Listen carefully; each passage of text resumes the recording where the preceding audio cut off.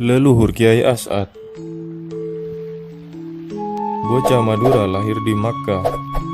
Syib Ali adalah sebuah perkampungan di dekat Masjid Al-Haram Makkah. Di kampung itu di tahun 1897 Masehi lalu, lahir seorang anak laki-laki berdarah Madura dari pasangan keluarga Raden Ibrahim dan Siti Maimunah.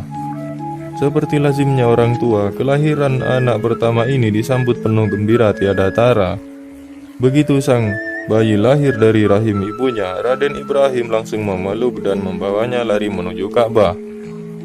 Jarak antara Syib Ali dan Ka'bah memang tidak terlalu jauh, hanya sekitar 200 meter. Di sisi Baitullah itulah sang ayah membisikkan lafaz azan dan kemudian memberi tetenger bayi laki-laki itu dengan nama As'ad. Dalam gramatika Arab, kata As'ad tergolong isim tafdil yang bermakna lebih atau sangat. Nama As'ad dengan demikian bisa berarti sangat bahagia atau paling bahagia.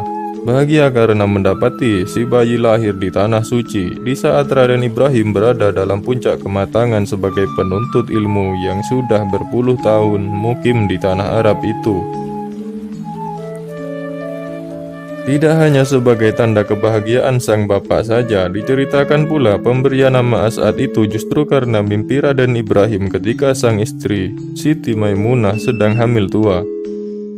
Kala itu, kata Sahibul Hikayah, Raden Ibrahim bermimpi melihat kandungan istrinya membesar lalu melahirkan bayi berbulu macan.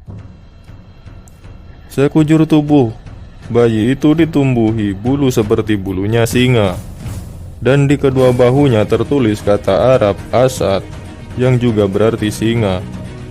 Karena itu ketika sang bayi lahir, Raden Ibrahim segera memasukkan kata As'ad dalam larutan kebahagiaannya. Maka jadilah nama itu As'ad, yang jika dibaca tanpa tanda petik menjadi Asad atau singa.